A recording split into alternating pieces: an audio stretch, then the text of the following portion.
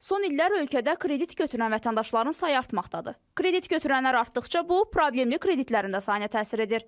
Borcunu vaxtında ödəyə bilməyənlərin isə maaş və ya pensiyalarından tutulmalar həyata keçirilir. Bəs banklar bu vəsaiti hansı qaydada tuta bilər? Vətəndaşların problemli kreditlərlə bağlı bankın atacağı addımlardan xəbərdar olub-olmadığını öyrəndik.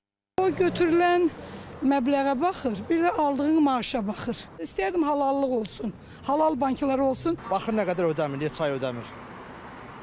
Məsələn 6 ay keçibsə 50% tuta bilər yəqin. Əmək haqqının 50%-dir, 50%-ə qalsın o yaşamağına.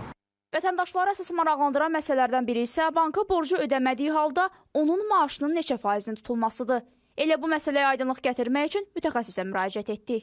Məhkəmə qərarı varsa, məhkəmə qərarı ilə həmin gəlirin 50% tutula bilər. Əgər şəxsin borcu onun maaş və pensiya kartının olduğu bankdadırsa, bax bu halda həmin banklar maaşı və yaxud pensiyanı tam çıxırlar.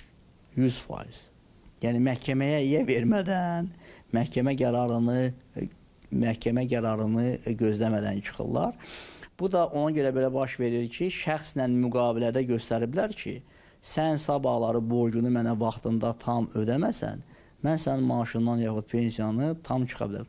Göründüyü kimi, bəzi banklar borclunun maaşını və yaxud pensiyasını verirsə, bundan istifadə edərək vəsaitin 100%-ni borca yönəldə bilir. Bəs bu kimi hallar qanunvericiliyə nə dərəcədə uyğundur?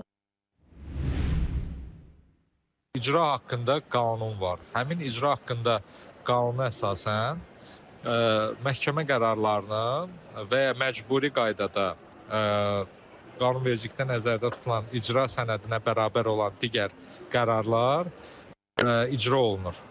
Yəni, hüquqi əsaslar icra haqqında Azərbaycan Respublikasının qanunudur və həmin qanuna görə normalda bir qayda olaraq pensiyalardan və maaşlardan tutulma həyata keçirilə bilər. Şəxsin pensiya və maaşının 50%-dən çox ola bilməz. Kredit müqaviləsinin müddəti ərzində faizlər müqavilədə göstərilən qədər üzərinə gəlir. Müddət bitəndən sonra isə borcun üzərinə illik 5%-dən gəlməkdə davam edir.